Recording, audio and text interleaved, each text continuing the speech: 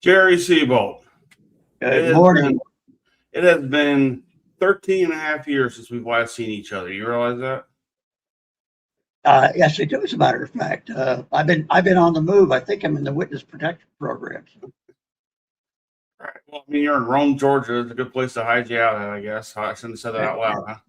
Well, I'm actually in a little town called Isla, I-L-A, and I always have to spell it because if you heard how many times people could actually mispronounce a three-letter word, people call all the time wanting to know, do you live in Ila? Ola? No, it's Isla. Well, I mean, you lived in Nashville for what? Damn near. Oh, geez, 1964 when I came out of the Air Force till last year. So Yeah, I mean, you were kind of a fixture there for at least of my life. You were, because I remember when my mom passed away. I remember calling you up and saying, "Listen, I'm coming right through there. Can I stop by your place?" That was the last time I saw y'all, and it was like, we always knew in Nashville, at least Jerry was there. yeah, But is what. And by the way, welcome to my show. This is a show where we get to talk about people who have had extraordinary lives. You and my dad are kind of one and the same because y'all worked for so many years in the music industry. Got several pictures here of you doing your thing here, and of course the one with you and Kenny Rogers. Of course, is I always find it funny that we have that, and I have the one with my dad and Dolly Parton. So it's kind of so you two guys brought Island in the Streams together. Good for y'all. Yeah.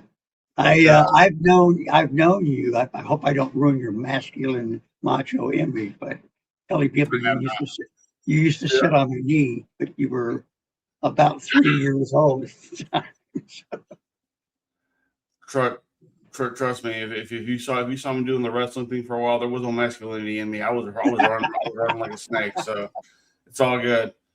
It's all good. I was a bad guy through and through, and I made it work. But yeah, I mean, you spent how many years in the music industry? Oh gosh, I was in the music industry before I went in the Air Force. So counting that, and then all the way up to 1982. So about 25 years, 22 years, something like that. And then I stayed on the edges of it for a couple of years while I was getting my feet on the ground in the pest control business. And actually, and quite honestly, I'll just say this: you go through epiphanies. Epiphanies are what Yankees call moments where you change. We Southerners call epiphanies. Damn, I won't do that again. Right. And I decided that I wanted my life to go on, and I had lost way too many friends prematurely in the music business. We seemed to think we were immortal. So we lived and played and partied and spent like we were immortal. And it turns out most of us weren't. And some of us are still waiting for that hammer to still drop. So, but it was time for me to I became adulterized and went to work for a living. And that's been a tremendous change in my life. But, looking up and seeing people like yourself whose life I passed through or who passed through my life, it just depends on which side of it you're on, makes me feel that that there is something to be said for letting people have a piece of you. Okay? I do a little thing where I stand in a room. I also teach classes for the people at the pest control business, and I'll take their hands and touch mine and ask them to do this. And I'll say, just remember that every time you meet someone new, that's what passes through your life. And your job is to make sure you leave more than you took. And if you do that, you don't have to worry about things like karma. It always pays off. Sure. How do you and my dad actually meet each other? Because I mean, I've always heard stories of you working with my dad or doing things with my dad, but I never knew how y'all met. We met because he was a disc jockey at WKLM, and he was a program director at WKLM in Wilmington, North Carolina. There he is with hair, and right. we just kind of hit it off, And you got to remember now, when we met in those days, interstate travel was kind of spotty. If you wanted to go from Nashville to North Carolina, you could get to Knoxville, but after that, you were on your own. And for people who are on that end of the country, they understand words like 901, Highway 901, and Highway 301, and Columbia, South Carolina, and then diving off into 2-lane roads that went nowhere, and ended up at the Battleship, North Carolina, and the studios of WKLM. And so your dad had a show that he did on Saturdays once a month as part of the programming on that station. And he asked me if I would, I think I was working, gosh, I really don't remember. I think I was working for Plantation Records at the time, but I may have been working, which was GDC Riley, or I may have been working with another company where I had Billy Joe Spears and Sammy Smith. I'm sorry, I said Billy Joe, I meant Sammy Smith, Blanket Underground. So I was and I had just become Promotion Man of the Year. That picture you had of me in a t-shirt with that mustache was the beginning of the country radio seminar. Go to the next one. There you go. That's me in the lower left there. And unfortunately, everyone in that picture has gone across the Rainbow Bridge. And I'm the last one left of the original staff of the country radio seminar. Your dad was very active in all that. So he asked me to do him a favor and come be on his radio show on Saturday morning at 6 a.m. to 9 a.m. Well, being that young guy I was, I hopped in my Pontiac Firebird, and I drove all night to Wilmington, North Carolina, and literally got out of the car in the parking lot and walked into the radio station about 5:45 till 6. And then me and young guys, when he got off the air at 9 o'clock, we all went down to some restaurant where we had shrimp cocktails and Bloody Marys, because that's what you do on Saturday morning. Right. And the relationship grew, and he and your mother were campers. And it gave me an excuse to go hang out with the program director and enjoy it. So we would go to Myrtle Beach and go to the Myrtle Beach campgrounds, and it became a big thing. You were already part of the picture at that point in time, and then our relationship just continued to grow. His career continued to grow, to where he was traveling back and forth from North Carolina to Nashville to work in the music business. And I got a call from him one morning saying, we've been in an accident. And I said, I'm on my way, because that's what you do for friends. And you, young man, were in a coma, and you were in that coma for, I believe, 18 days, if I remember correctly. It was 2.5 weeks. Yeah, it was quite a distance. So we stayed I stayed in a hotel, and we went and I remember your dad and I were at the Knoxville Children's Hospital, which is where they took me, and we were going to the commissary, the cafeteria, to have breakfast every morning. And we'd already run out of clothes, so the nurses took pity on us and gave us clothing out of their goods. So he and I were both wearing nurses' clothes. What do we call those things? Scrubs. Yeah, scrubs. Thank you. And I remember one of the people in the commissary was telling one of the other ones, I don't know who those two doctors are, but they must have a very bad patient situation going on, because they eat breakfast and go and pray in the chapel every morning. So, prayer must have worked, because you came out of it okay. So, You know, it's funny because I was doing my family tree not too long ago. I was out injured, so I was sitting at a light post for a few months. So I was looking at my family tree, and I was looking back on my dad's side of the family, and from his mom's side, she was related to a lady named Adeline Cooper. Adeline Cooper was married to Franklin Burroughs, who was the mayor of Horry County at the time. She's directly responsible for the naming of Myrtle Beach. And the fact that I'm related to that, I'm like, did my folks even know that? Because we went there for how many years? And Yeah, and like I'm seeing names that I've heard of before, as far as like the boroughs, and because that's all over Myrtle Beach. So I'm like, so I did more research on. I'm going, huh? We in Myrtle Beach. And I look over at my son. I'm like, Cooper, it's ours. We got it's ours, buddy. We're gonna go there. But Well, no, I have so many great memories of Myrtle Beach, and I mean, just in getting to know you for, I've always considered you family, and you and my dad, of course, worked in the music industry roughly around the same time. I know that people always ask me, who all did your dad work with? And I'm like, well, Dolly Parton, Tom Petty, John Denver, Hall & Oates, and and you worked with Elvis for a second, and the list goes on a little bit. Who did you work? I know you got Kenny Rogers. Who else did you have?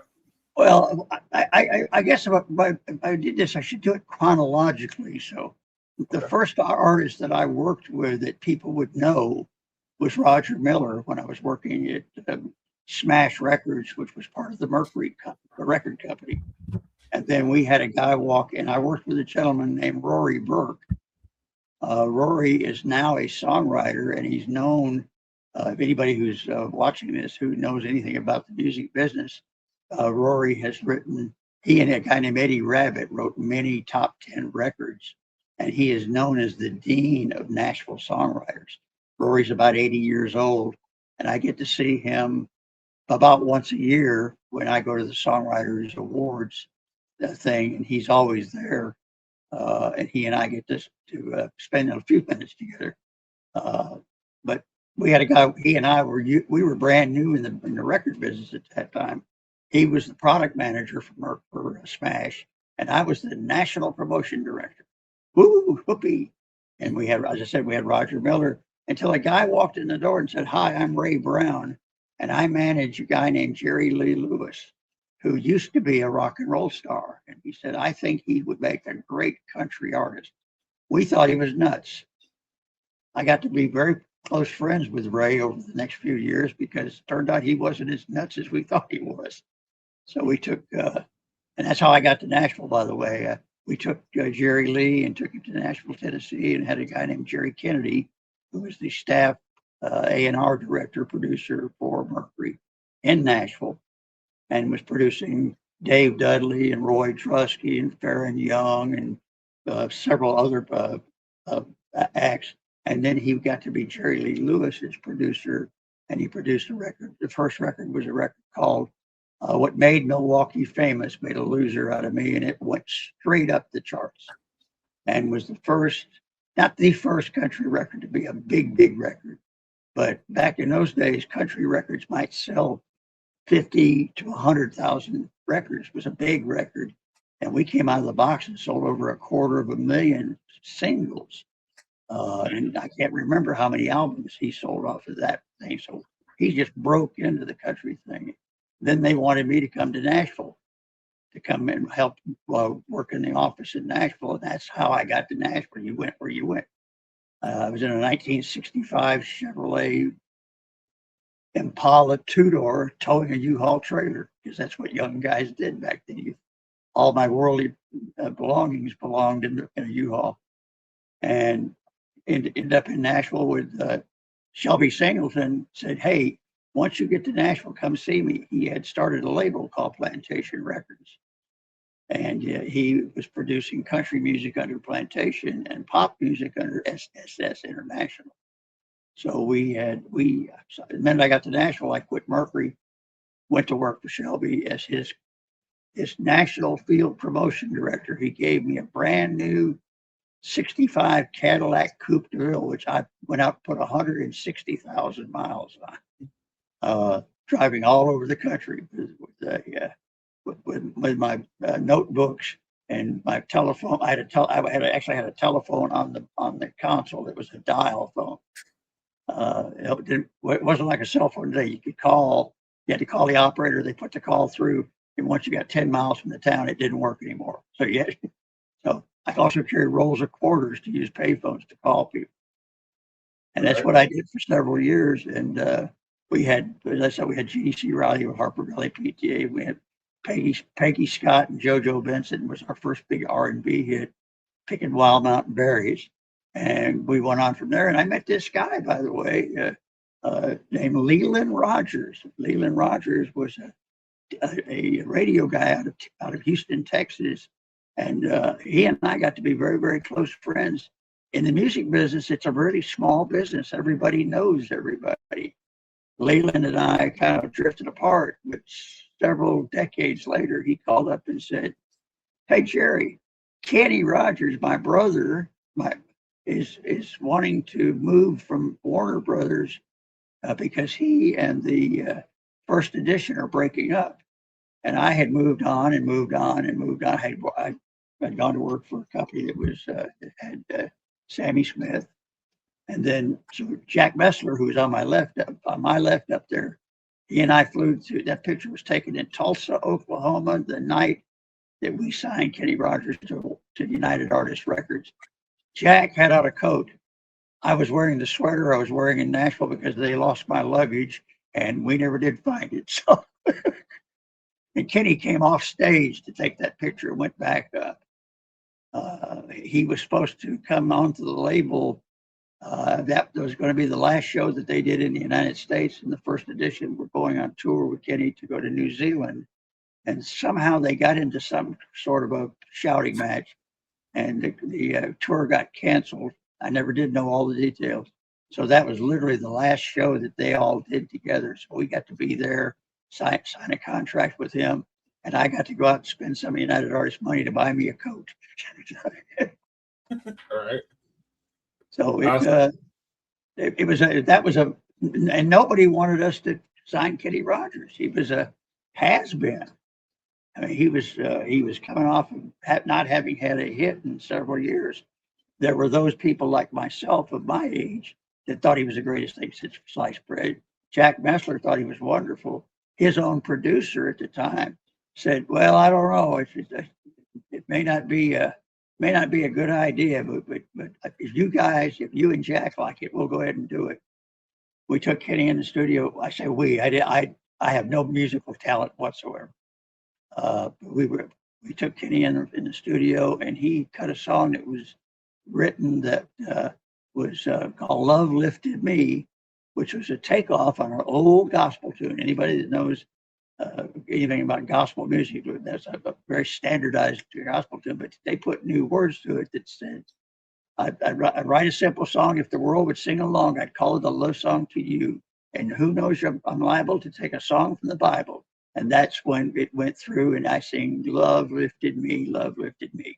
And that's how that song came into being. And it did not go to number one. It went to like number 4 in the charts, but it was also crossed over into the middle of the road charts. So he was already showing his strength in the music.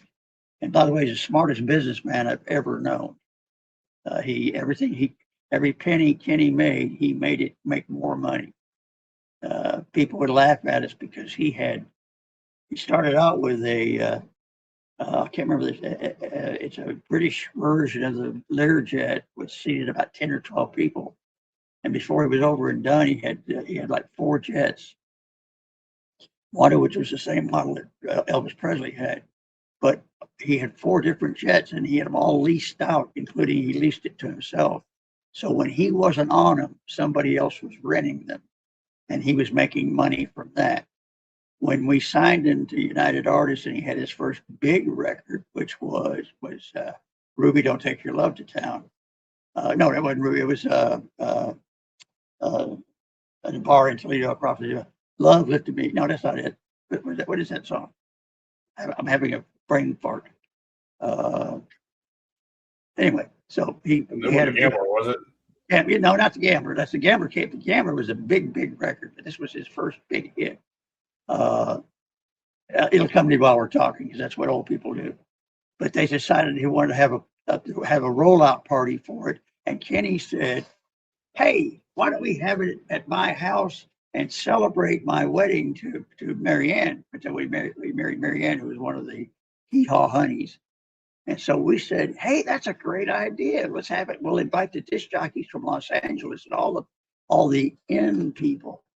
And what we didn't realize was our attorney was a guy named Mark Levinson, who's the only one of other than the original crew that's still alive besides myself. And Mark said to me, Mark and I got to be very close friends because he had a brain. He was an attorney. And he said, you know what he's done, don't you? And I'm like, no.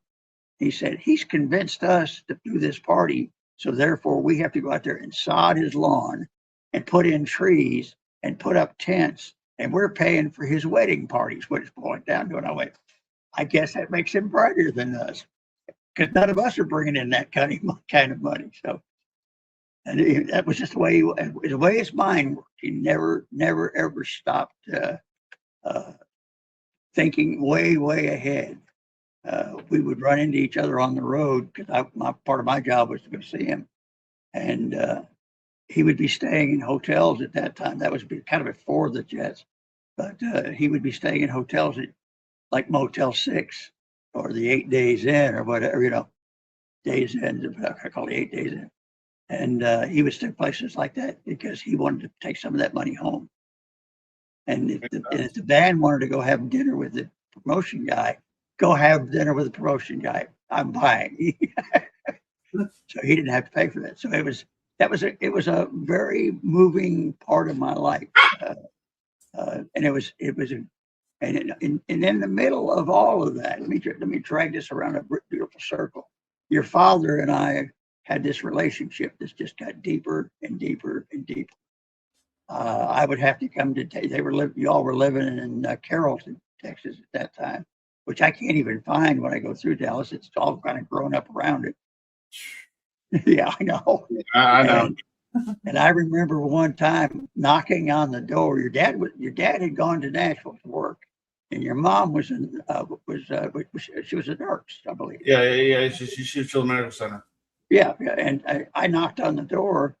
And she opened the door, and she had her scrubs on, and she was walking up the door. She said, "What are you doing here?" And I said, "I'm in town. I got sick on the road. I think I've got pneumonia." And she said, without even pausing, she took my suitcase out of my hand, set it in the living room, and said, "I got to go to work.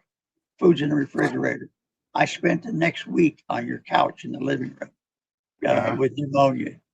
No questions asked. Was her mom living with us at the time? Gosh, no, she wasn't yet. I don't think. Okay, so it's a yet situation because Right. she was there till I was 13 until she passed away. So yeah. I don't know how you were young.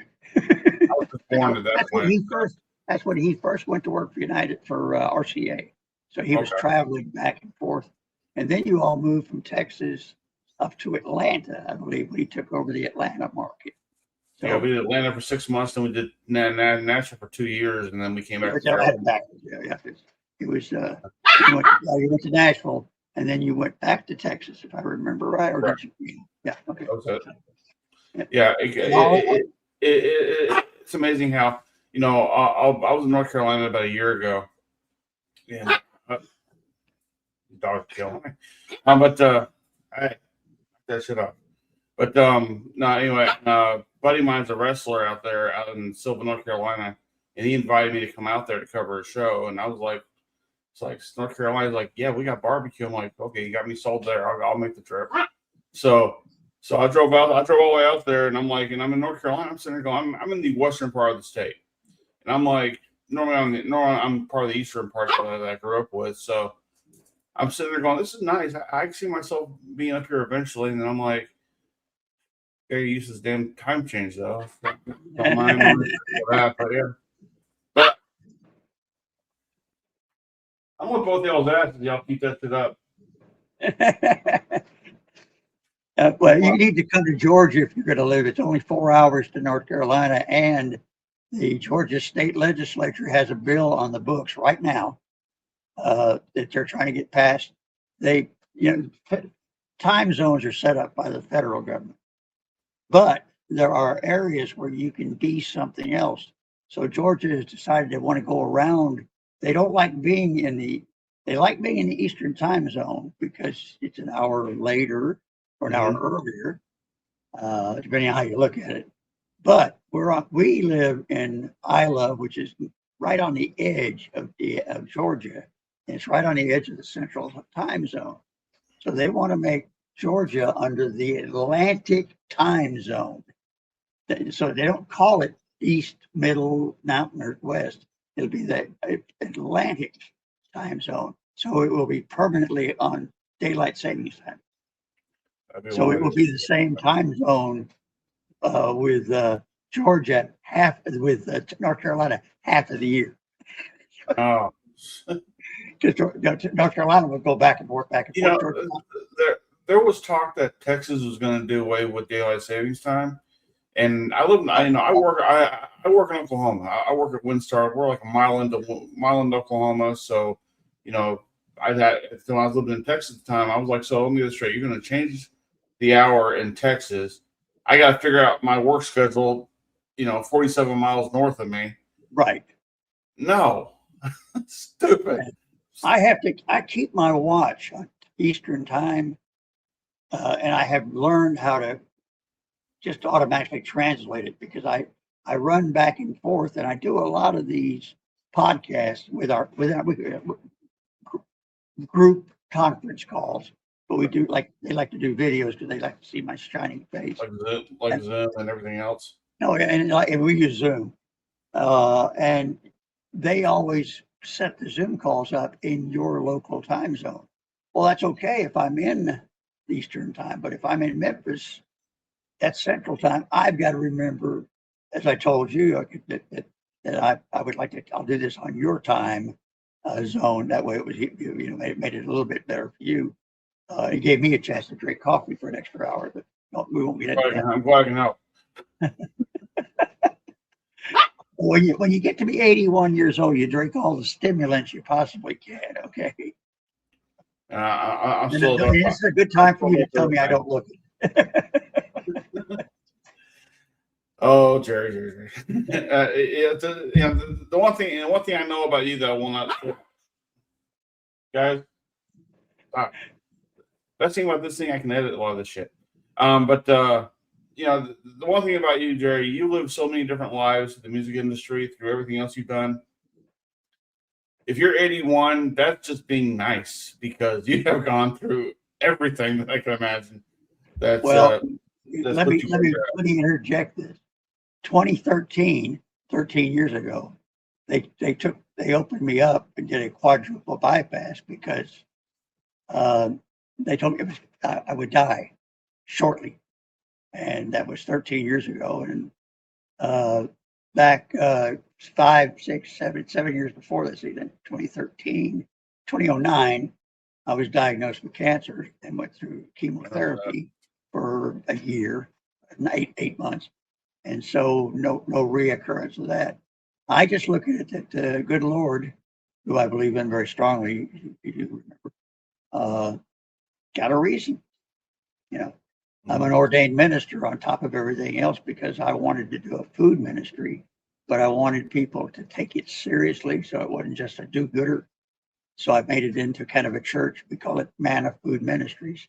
I named it Manna Food Ministries because I thought it was being very clever, and then found out that I had to write letters to nine different ministries, all called Manna Food Ministries, across the state of Tennessee alone, to get their permission to use the name because they had already trademarked it. What the hell did I know? But we get involved in stuff. But and here's the thing: when I retired, and I tell this to everybody, when I retired, I didn't quit being me. I just quit being that particular role. Mm-hmm. I'd like to think I wore out the music business. I mean, I watched people in the music business, and I'm not going to name names because their relatives are still alive, and that's not fair to them. But I watched people who should have had more sense put stuff in their bodies that they shouldn't have put in their bodies, or did not know when to say, no, I've had enough, and kept on going just because it was there. That was me at one time. And they died. My best friend, other than your dad, I always had two best friends. I had Jack Messler and I had Bill McLean. And I said, I lost them both.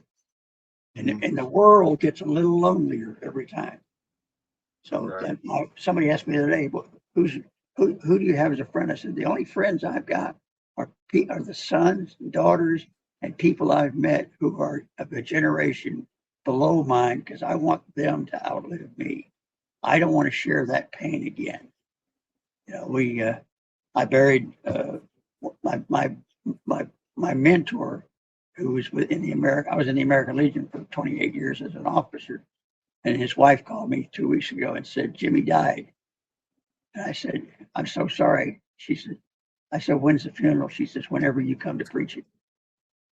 And so they were doing it around because that's what I do. And you do that, but the pain either makes you a wuss or it makes you stronger. And that makes sense. You learn to deal with it. You learn to live with it.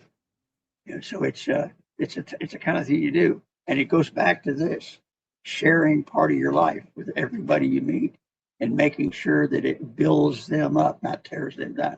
You know, you can share your life and tear them apart if you give them all the wrong stuff or take advantage of it or don't let them be what they have the opportunity to be.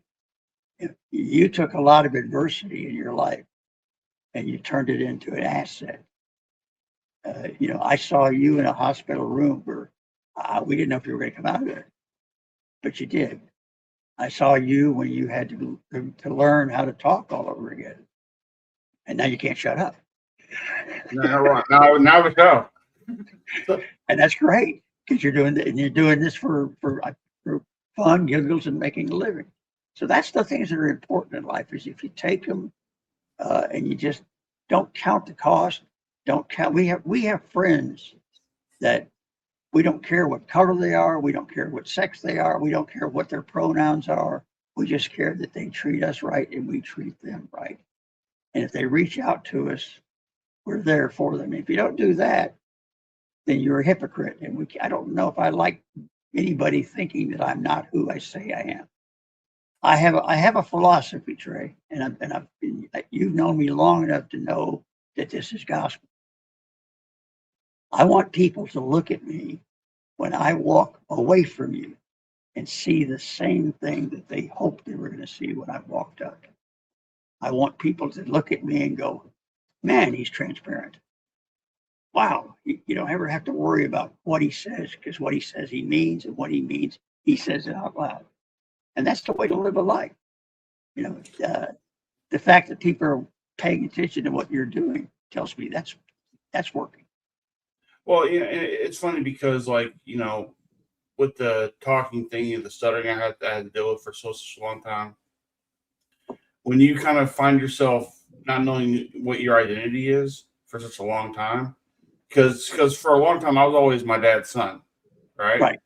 But that did nothing for me really because, you know, how do I tell a stranger, hey, I'm my dad's son, hey, you know, here I am. Doesn't work that way, right?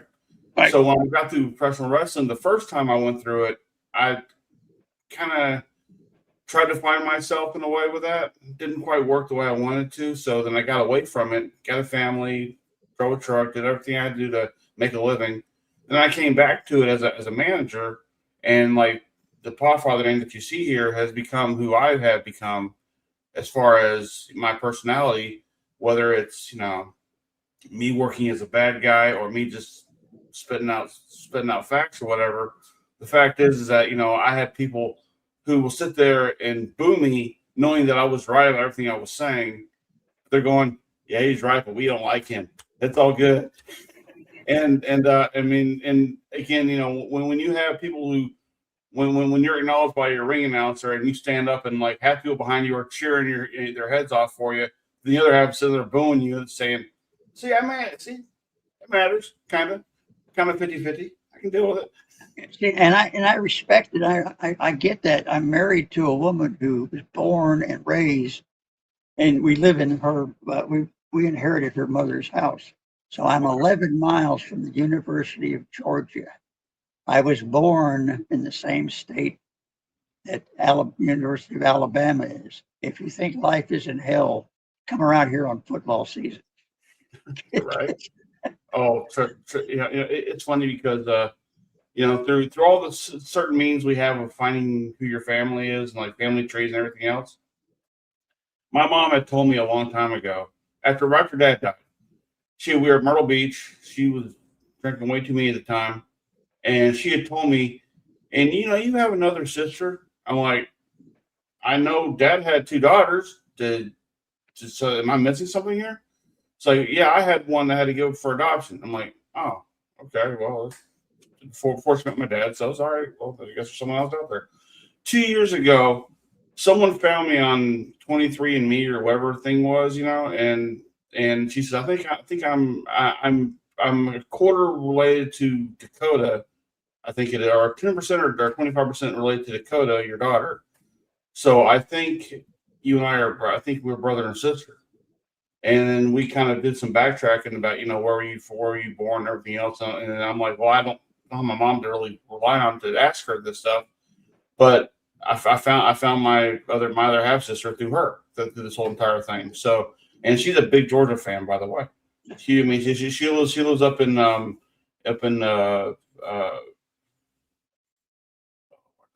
this is North Carolina. I can't remember where it's at. It's over near, it's over near Greensboro. But no, she no, we got to talk and everything else, and I saw a picture of her and I took one for my mom, and I'm putting them together, and going, maybe. I mean, but but since we know each other enough to where we call each other brother and sister now, because we have the likeness of my mom. I'm like, okay, well, I have three sons. Not one of my parents can have one son except for me, so that makes me kind of special, I guess. So there comes a time, Trey. I guess this is old people philosophizing. There comes a time. I was coming through Scottsboro, Alabama, day before yesterday, Thursday, and I pulled out. Scottsboro is a town that's famous, has a very famous reputation for being a racist. Not only was it the Scottsboro boys' murder trials were held there. There's 4 young black men who were accused of raping a white woman, and it took almost 40 years for them to be exonerated. By the way, and I was also born there.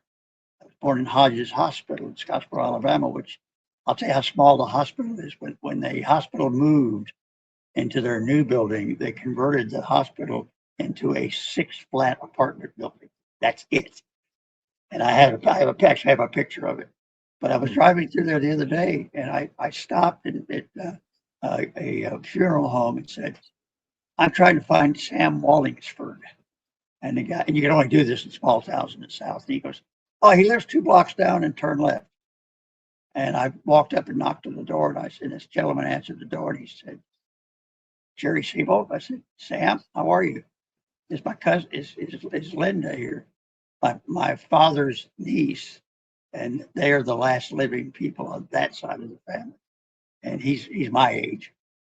And it was interesting. He still works as a bank president, and I'm still working, and I'm a year younger than he is. So I've got something to look forward to, I guess. But you never miss the opportunity, because last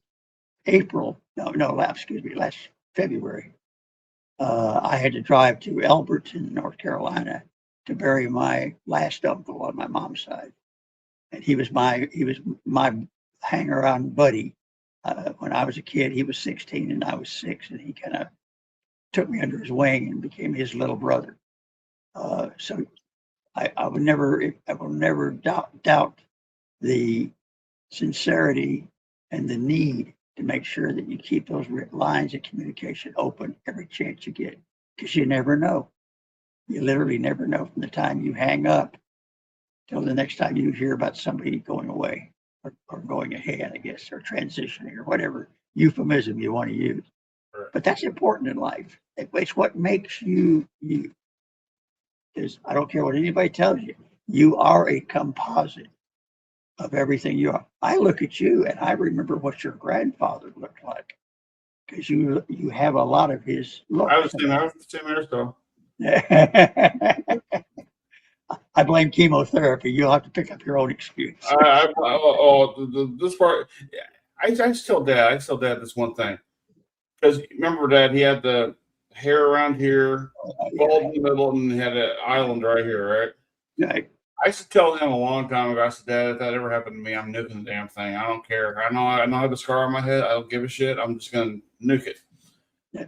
Like, no, you won't. I'm like, sure I will. So sure enough, when I started going bald around here, and the island started breaking off a little bit. I'm like, nuke. So I've gone with this for a while. So, but I'm trying to incorporate the beard. So we'll see. We'll see how that works. My beard comes and goes so often that my wife, we have a game we play going. Have you noticed anything different about me today? And she goes, I have no idea. Oh hell, you shaved your beard off again. You're letting your beard grow out again. So it's how lazy I happen to be. When I'm on the road, which is 4 days a week, I normally get up in the morning, shave my head, and don't shave my face. So I get it. So the one thing, given that we're in 2026 now, if you and my dad were both still in the music industry, how different would this world be with y'all right now? Because I imagine getting albums on the radio back then was as difficult as that was back then, because everybody was a phone call away, and it was a lot of money transfers back and forth and everything else. Now with Clear Channel, everything else kind of doing its own thing. I mean, it's got to be a different ball game now. Well, I'm kind of shocked every time something happens, but I'm not shocked because I remember how things were changing when he and I were in the business. I remember when Jimmy Bowen, who is a name that anybody under 60 does not know who Jimmy Bowen was, but he was the first A&R man producer who decided he was going in the studio and he was going to cut everything. It wasn't going to be done the old-fashioned way. It was going to be coded, and we thought he lost his mind. Well, now everything you do now is done with alphanumeric coding, basically. It's just standardized. So I've gone through 45s, 33 and a thirds, 78s, CDs, 8-track. I used to play 8-tracks on the radio when I did an all-night show in Chicago for a while. I used to play 8-tracks, but that was our cassettes. We had an 8-track machine. I've gone through reel to reel. I've gone through flash drives. I've gone through, hey, give me $9 a month, play anything you want as often as you want. And I've watched songwriters having to fight that in court so that they can continue to make a decent living. But they're making a great living as it is because it all seems to come together. So, the fact that people got all bent out of shape because we had a Puerto Rican do the halftime show at the Super Bowl, and everybody got all bent out of shape. I find it almost hysterical because we live in a world that you can't make a living without being a little part of everybody, but you can make what you want to be by targeting an audience. So if you want to be somebody, and I'll go back to the days of Elvis Presley, who couldn't get played on radio because he was a sex man or something. His parents would not let their kids see Elvis Presley because he shook his pelvis. And that was his nickname, Elvis the Pelvis. People couldn't go see Chuck Berry because they weren't black. They couldn't, and the white kids couldn't dance with the black kids. They used to have the theaters where had a rope down the middle, and the black kids were on this side, and the white kids were on this side. And one night in St. Louis, they tore them, and the rest is history. But so we live in a world of change. Some of it's not good, but most of the time it matures, and as our stuff gets better, it makes the music better. Music is a reflection of us. We're not a reflection of the music. People have been trying for years to go, well, that stuff it's rap crap. Okay, it's a story. I mean, we thought Rock Around the Clock was deep subject. Right. And oh, dude, I had an itsy bitsy teeny weeny yellow polka dot bikini. He said bikini on the radio. it's a different world. And then You you know, turn, you go in the opposite. I mean, I was headed to this point, though. And then in the very next thing, I was talking about the Puerto Rican guy, that Kid Rock just came out with a new record that he's cutting. That's like takeoff on a I can't think of his first name. Johnson is his last name. He's a country singer. Had a song out called "Until You Can't," and he talks about going through life and doing things and not doing something and having the opportunity to do it until you can't. You have that girl that you kept wanting to ask out until one day you can't. You had that in one of the parts of the song. He says you had a box full of spare parts and tools that you were sharing with your grandfather that you were going to rebuild a Pontiac till he basically says he died, and you can't. And Kid Rock, of all people, called this guy up and said, "I love your song." And Kid Rock has got to be one of the more controversial figures there are about being what's the word, sacrilegious, I guess is the word. And said, "Hey, I love your song, but you can't. I think it needs a fourth verse." And the writer said, "What should it say?" He said, "I want to do a gospel version and put a fifth verse that says you have a chance for salvation until you can't, and once you die, it's over with." And I thought, how cool is that somebody could take that and see something in it coming from the person. So sometimes it's not the message, it's not the messenger, it's the message. It doesn't have to be what you and I may have been brought up on. You were brought up one generation after me. I guess rap was a normal thing for you. Your computers were a normal thing for you. You know, I had to be dragged kicking and screaming into buying a cell phone. mm-hmm. And my first cell phone was what they called it, the cracker box, because it was actually as big as a walkie-talkie. I can't imagine not having it strapped to my head. You know, you live on it. I run my business. My job off of a cell phone. So you learn. You learn how to do things because you're either going to survive or you're just not going to be part of it. You have a young lady right now who doesn't exist. She's AI and she's got a hit record. They've cut it, and I don't remember her name. I actually listened to it and it was pretty good. Well, hell, it ought to be. It's AI. It ought to be perfect. Right. Yeah. So everything changes, but at the same time, everything stays the same because change is part of it, and I'm loving it. I'm actually loving it. That I'm part of seeing what's going on. I had an incident, by the way, where I spent 24 years with the state in Tennessee teaching Tennessee laws to Tennessee pest control companies. I now live in Georgia. All the states have different laws. North Carolina has the law in there. They all have different for different reasons. Okay, some of it's just ego. Some of it's lawmakers who want to go, "Oh, they don't know anything in Georgia. Let's make our own laws," and they do. So I had to learn all these laws. And in the middle of all this, I moved to Georgia last August. And I'd been here. Well, people from Georgia knew me from Tennessee as the regulatory supervisor for the state. And they called me up and said, "Hey, Jerry, could you come do our summer conference they have it in October. In October, I'd only been here 4 months. I knew nothing about Georgia laws. So I worry about things. My wife came down to my office and she said, and I was sitting at this desk and I was staring at my screen and she said, "What's wrong?" And I said, the Georgia Pest Control Association has asked me to come to their Georgia meeting next month and do a class on Georgia laws. And she said, "Well, do what you always do."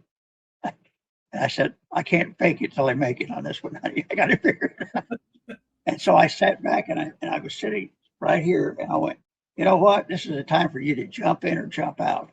And I literally went into Chat GPT and started typing in a description of what I wanted to do. I wanted a PowerPoint presentation with 32 slides to talk about wood destroying organisms and termites and the laws of the state of Georgia. And then I sat back and it went, here. And I went, you want to think it over? And it went, no, it's done. And I had to go in and edit it. It took me 5 minutes to edit something. It took me 35 seconds to write. And I have pictures of me standing on stage in front of the audience of about 300 people and them all going, wow, he knows what the hell he's talking about. It's the world we live in. Okay. That's true. I get letters all the time from our communications officer at the place where I work. I know damn well they didn't write it because it's too good. Right. It doesn't have that flair to it that shows that somebody spent some time. It doesn't have that personal touch that you're familiar with, right? So it's like. So it's everything changes. If you're smart, you change with it. If you're not, that bus is pulling out without you. I hear that, and all I keep thinking is my youngest daughter has tried to get me to watch K-pop videos. And let me tell you something. If Michael Jackson did not have a role in turning those kids into what he was, as far as dancing wise, oh my God, that's all they're doing is just Michael Jackson moves. At least the boy groups are. Now the girl groups are a little different. The girl groups can sell the sexiness part off if they want to, but I'm sitting there, I'm doing reaction videos to this one group, and I'm sitting there going, I grew up with country music albums all over my dad's office. I grew up with, AC/DC and when rap came in, when good rap came in, for that matter, it wasn't so much the gangster rap that we got now, but now we have this. I'm like, I know there's a flavor for everything because, as my wrestling buddy told me, you may not like AEW, but there's 52 flavors in every ice cream, right? So, people are going to like a certain thing no matter what. So let me prove your point for you. But if you go back, now you got kids now being influenced by either Japanese or South Korean groups, but nothing's changed. You talk about Michael Jackson. I remember when Roy Orbison had kind of peaked, and we're talking in the 50s, had kind of peaked in the pop field. And so he started doing what a lot of acts did back then. He started touring in Europe because it was a new thing for people to see Roy Orbison. He didn't wear the glasses back then. He put the glasses on because he had some kind of eye thing. So he bought these stuff. And there was a group of guys called the Beatles that saw him, and they give Roy Orbison a tremendous amount of credit for the influence in their music. And all these kids, Jerry Lee Lewis was hotter than a pistol over there. And you can go through the list of people who used to tour. Now, I understand that Jelly Roll is now going to England. That should be interesting. So we're all part of a product of homogenization. And this thing that you and I are talking on is a major part of it. Texas and Georgia both have laws that are on the books to keep anybody under 16 from having a cell phone in their classrooms. I don't know if that's going to go through or not.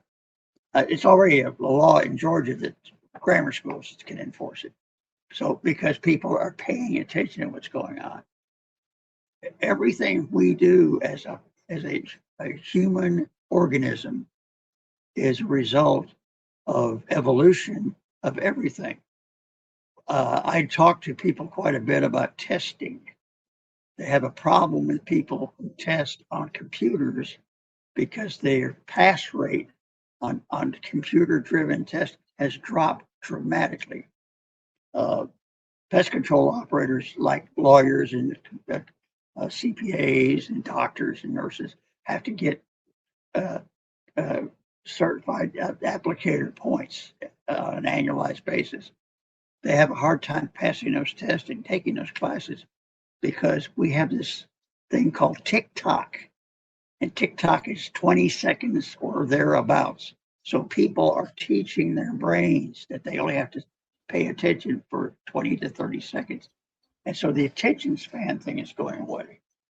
So I was talking to one of the educators the other day. They were talking about how can we fix this. I said, I'll give you an idea. And I'm not a genius, but I've been doing this being involved with people for well in excess of 50 or 60 years. You know, I started out in the music business when I was actually 20 years old, but I started when I was 16 years old, working in a local distributor. So I've been dealing with people. I said, we used to use flashcards. And he said, you know, that's a hell of an idea. So there's a company here in Atlanta that's actually working on programs to teach people how to hold up a flashcard like they did for you in kindergarten, like they did for me in kindergarten. This is a chicken, say chicken. You know, this is a cat, say cat. It works. You know, so nothing goes away. We just put a different vehicle on it. When you look at a PowerPoint presentation, all you're looking at is a slide presentation to an electron. Yet nothing's different. Well, you know, it's funny because, like, you know, everybody always says, like, in the movie industry, they always say Marlon Brando was like the end all be all at one time, right? Oh yeah. You know, in the movie Superman, when he's putting Superman in the ship to send him off to Earth, all of his lines are in the ship, so he's reading as he's giving his big speech. He memorized nothing. So I had heard that, but I didn't know for sure. But here's somebody else. Yeah. Yeah, I was watching the commentary on with the new Superman the movie, and Richard Donner sitting there saying, "Yeah, we put every line right there on the ship so you can see it." But that's what he didn't want to read the script and read it for the first time, you know, and then have all these misconceptions of it. That's why he would say Krypton. That's why he would always say, you know, different words, different way, because he's reading for the first time. He never had a chance to go back and do it again. I had heard that, but that's okay. You know, I think that's why when him and Nicholson did a movie called The Missouri Breaks, Uh-huh. and Nicholson was a huge Brando fan until that movie, because he didn't realize how unprepared Brando was when he walked on the scene. He had everything lined up for him to do his thing. So, but that's how people do it, right? I mean, everybody has their own different ways of doing things. I go into wrestling shows not having any idea what my storyline was, where my guys were going, what was going on, and then, like, we're having to improvise on the fly before the show. And then when we're going into the match, I'm sitting there going, okay, get in position so I can hit you. And then he would be in out of position. I'm going, oh my God, switch that around. Let me interview you for a second, because this is something I've been dying to know for years. Did anybody ever go off script? Oh, most definitely. Well, I mean, it's so hard for it not to, in some cases, because you're talking about, you know, you're talking about a work fight that is not, which means, you know, it's predetermined, but at the same time, shit happens. You know, I had a moment where, and I have a video of it somewhere else. I'll send it to you one day. This kid got thrown into the corner where I was at. I wanted to grab him and hit him. I was going to hit him like right here, and I can really touch him, at least enough to where it looked like I hit him. Right.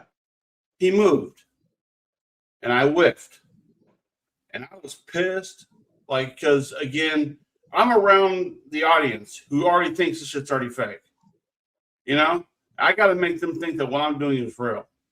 So my guy got him back over in the middle of the ropes where I was at. So I took him by the hair. He had a lot of hair. Took him, and I hit him so hard right here, the smack reverberated around the entire area. And wow. People were going, yeah, damn. I'm like, I'm sorry, but, you know, I mean, we could have done this one way or the other. Could have done it the easy way or the hard way, right? And we got back, so we got back, and the guy looked at me going, motherfucker, dude, what was that? I'm like, you don't whiff, dude. I'm sorry. You know it's coming.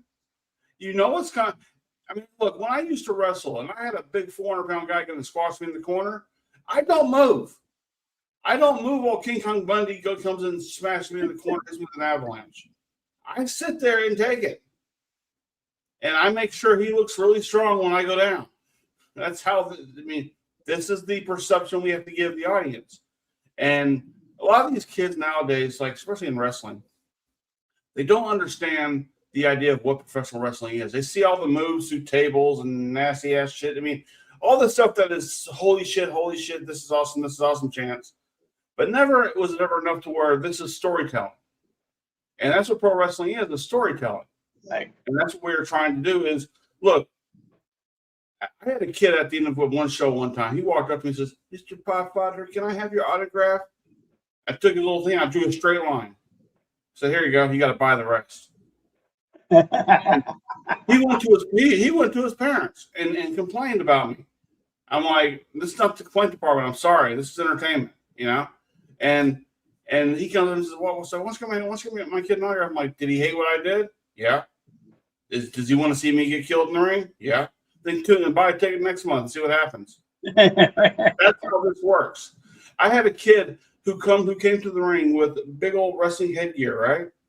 And he wanted to like the big amateur style wrestler that he thought he was going to be, and show everybody what a great wrestler he was. I'm like, what you should do is take that look you have there, get on the microphone, tell him that you are paying way too less money to see him perform what he's supposed to do today. And then when your opponent walks up, poke him in the eye. And then hit him with a wrestling move. Now, one thing I said got registered with him. He wanted to do wrestling moves. I'm like, nobody gives a shit. Make them care about you.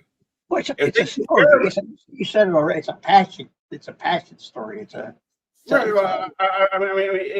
good versus evil. It's do we care? Do we not care? Make them care about you, because if they care about you, that draws money. If that draws money, you get up and you get farther up the card. But when you sit there and you want to show everybody a 8-minute match of you and your opponents doing wrestling moves, people are, what people are going to do? Yep. Yeah, it's almost over. Sure. Yeah. Yeah. Because I've seen that. When I would do commentary, I would sit there with my buddy Sonny, who was sitting there calling move for move, and I'm sitting there adding the flavor to the color, and I'm like, I'm looking around the crowd going, this crowd does not give a shit, because they don't give a shit. And if they don't give a shit, why should they care? That's exactly it. Everything you do in life, you should do with passion. If you don't do it with passion, go find something else that you are passionate about. Speaking of which, you got away from the music industry. You said 22 years. I've had it, done all I've got to do with it. What led you to working?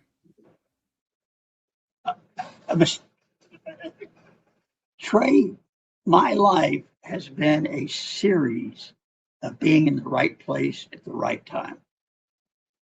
And the music business led me to Orkin. I had left one job and was doing independent promotion. And I'd like to tell you who it was I was talking to, but I don't remember. It's been so long ago. And I was sitting in a bar in Brentwood, Tennessee, which is right on the edge of Music Row, but it's going into Franklin. And a buddy of mine said, "Hey, let's have a drink." I said, "I'll be at the Holiday Inn in Brentwood." And we were sitting there telling war stories. And we were talking about Crystal Gale and Kenny Rogers and blah, blah, blah, blah, blah. And we saw this and Jerry Reed and blah, blah. No, just telling stories, just two guys sitting in a bar. And he said, "Hey, man, I got a wife and kids at home. I was in one of my single periods." And he said, "I better get on going." I said, "Take it easy, man. I'll see you next time around." So this guy sitting behind me, his name was Ray. It turned out his name was Ray Underwood. He was a divisional manager for Orkin Pest Control. And he turned around and he said, and Ray talked out of the side of his mouth all the time I ever knew him. He went, "Hey, let me ask you a question. Is any of that bullshit real?" And I went, "Unfortunately, yes." And he goes, "So you know how to talk to people, don't you?" "Well, I work for the largest service company in the world.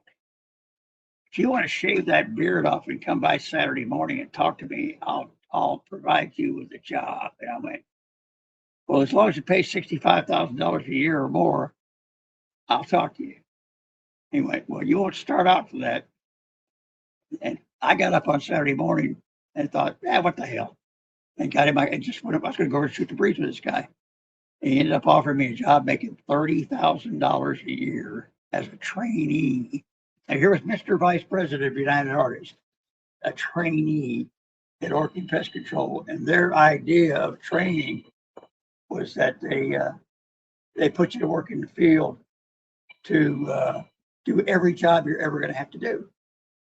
Well, for a year, I ran a route, I fixed trucks, I loaded chemical, I did the books. Every job in the office had to be done by somebody who was going to be a manager. A year later, they put me in my first branch. I became a regional manager after a while, a regional sales manager. If I better not get over my head here, I'll tell a lie. A regional sales manager for a while. Then I became a regional training guy. And the next thing, I kept going up the ladder. And the next thing I know, I was somebody in working pest control on a field basis. And then they wanted me to move. I didn't want to move, so I left them and went to work for Terminex. And they wanted me to move a lot, so I left them and went to work for Cook's Pest Control, which you have some in Texas. And then a guy called me and said, the state of Tennessee is looking for somebody to run the regulatory services department and regulate pest control companies. Trouble is, they don't know anything about the pest control business. I told them I know a guy who knows it, and I've been in working land in Terminex land in Cook's land for like 16 years at that point. And next thing I know, I'm working for the state of Tennessee, and I'm the head of regulatory services for the state of Tennessee. And then I did that for 24 years, and I said, my mother-in-law died, and my father-in-law was living in this house by himself, and he was in very bad health. So my wife said, I need to go take care of my dad. Don't you think it's time you followed me for a change? And that's exactly what I did. I walked in and said, I'm retired.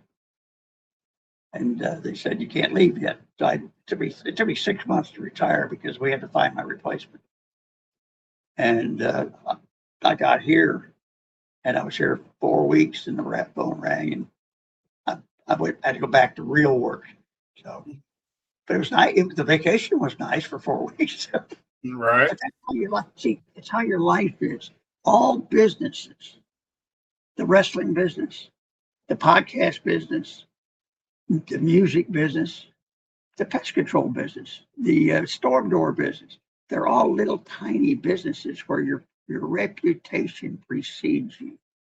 If you're good in the 24 in the 22 years that I was in the pest control business, 21 years I was in the pest control business before I went to work for the state, I was out of work 70 minutes. That's how long it took me to drive to my next job.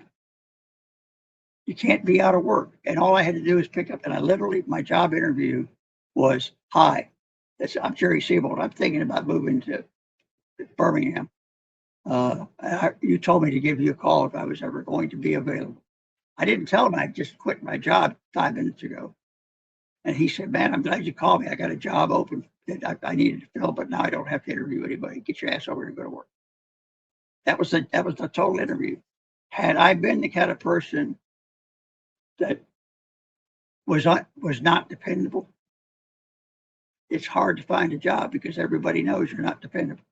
And all businesses are the same way. You are not who you say you are. You are who you show people you are. And I'll give you the best example is I had a new employee who had been with us in this job about 3 months.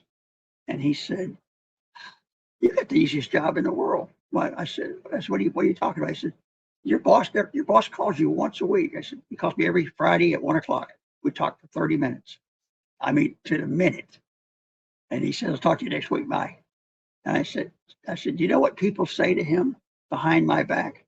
Hey, where is Jerry? And I says, his answer is, I don't know, but I'll bet you money he's doing my business for me. That's the reputation you want people to have is, you don't have to watch me. I'm going to be the same way when you're not looking as I am when you're looking. I've said this for years. It's not original with me. The definition of integrity is doing the right thing when ain't nobody looking. And that's what it's all about at the end of the day. And I'd like to think, without patting myself on the back, and I try to go out of my way not to do that, being human, if I fail a lot. But I'd like to be able to say to people, I'm going to do the right thing. I don't care. Now they gave me this job, and that's what my job calls for, is to make them do the right thing when I watch. So that works out really good, to be able to be in a position where I can help people not get in trouble. Where I can be in, when I go through life, I work in, I do a little counseling thing, kind of part-time with my church. And I talk to people who have a problem, and we talk. I don't talk to them about drugs because I've never done drugs, so I can't. I'm not. I don't know. I don't have a feel for it. I don't have the empathy. But if people have a problem with marriage, I have had a problem with marriage. If people have a problem with kids, I've had a problem with kids. If people have a problem with ego, I've had an ego. I stood up in a room, and I'm gonna share this with you, and I think I'm probably running way over on your time. I had a phone call from a doctor that said, you need to come in and see me. This was the last week of May of last year. So I went in to see him, and he told me, he said, I want you to sit down for a minute. He said, do you know what a aortal distension is? I said, yeah, it's the thing that killed John Ritter. He said, I said, is that what I've got? He said, yeah. And I thought, well, that didn't work out the way I thought he was going to work out. I thought he was going to say no, and I could go on with my life. He just gave me a death sentence, because an aortal distension is in the aortic artery, and it starts to bulge. It's caused a distension. When it bursts, it's an aneurysm, and you die right now. You don't have time to even get to a doctor. So he said, I want to put you on this medicine. I want you to come back in 2 weeks, and we're going to run some more tests. I did what every egomaniac does. I went and got in my car, and I'm being sarcastic. I got in my car and sat there and cried like a baby. Because what he said to me before I walked out the door was, when you come back, we're going to go through a regimen of how we're going to treat this, either chemically, or I'm going to send you to see Dr. Don Morris, who is a thoracic surgeon, and he's going to operate on you to see if we can do something about it surgically. I said, and he said, or he's going to send you home and tell you to get your affairs together because he doesn't want to kill you on the operating table. I walked out to the car, and I sat down in the car, and I started crying, and I picked up my handy dandy cell phone, and I called Mr. Cole Parker, who happens to be my pastor, and is 30 years younger than me. And I said, I got to talk to you about something. He said, what's wrong? And I told him. And he said, well, you picked a great day to call, because today is our staff prayer meeting, and you just made the number one shot today. I said, appreciate it. June 1st, I went back to see my doctor, and his name is Joseph Gould.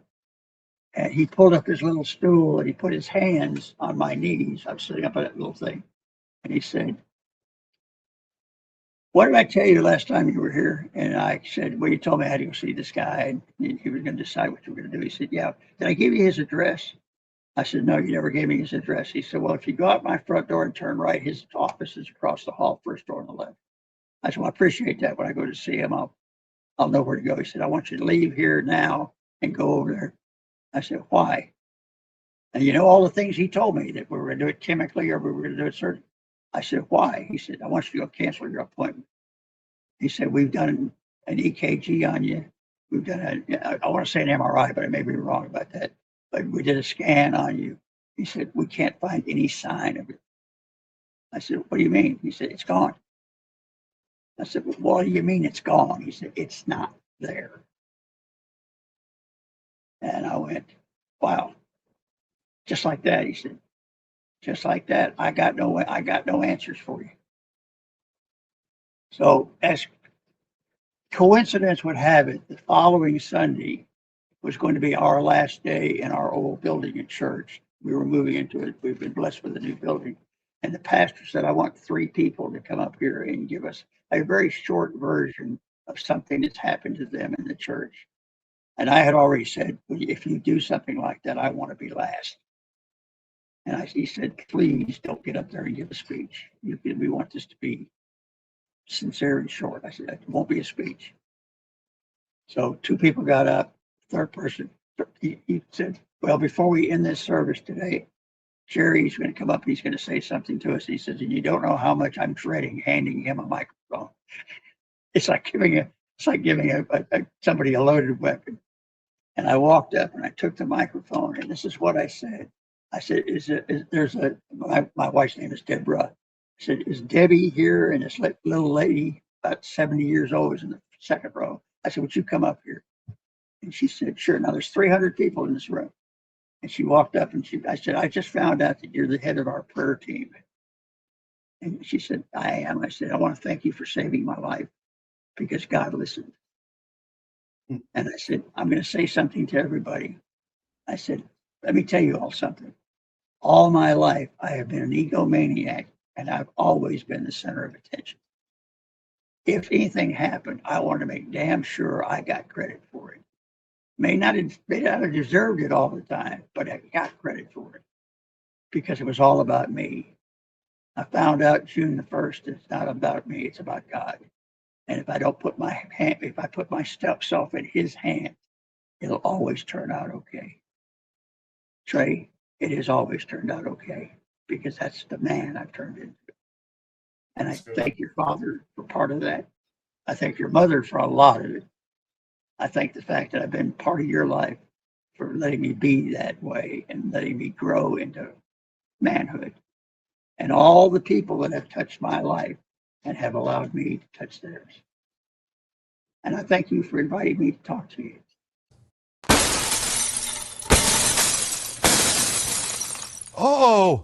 Oh,